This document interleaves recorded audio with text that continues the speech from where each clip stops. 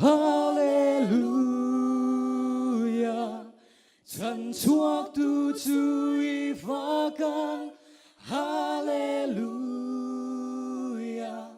thì na in min ngam lo vang, puar na min pel sak tu chu, chan dam tu ming ro pui ber, lal Krista tuy nung lui chu.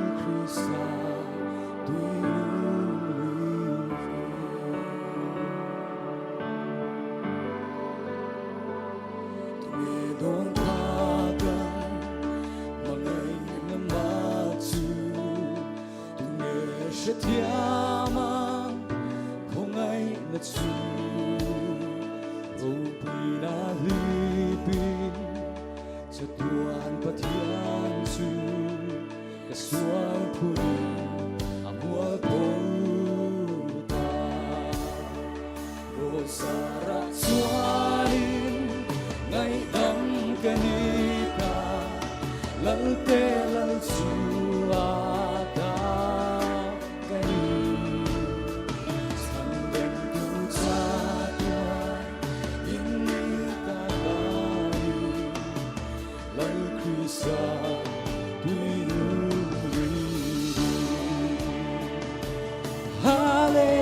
Hallelujah, chan chuak tu chui vaga.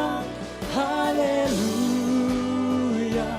thì na in min ngam lo vang, hoa na min pel sak tu chu, chan dam tu min ro pui be, lal Krista tuy nung lui chu.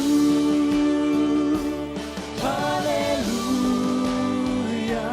chan chuak tu chui vaga. Hallelujah,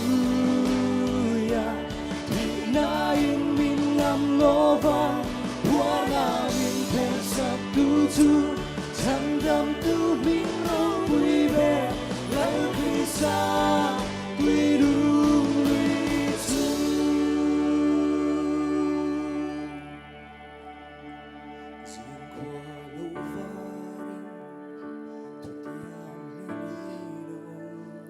Diện qua lâu varin, tu tiang lino, ruang thana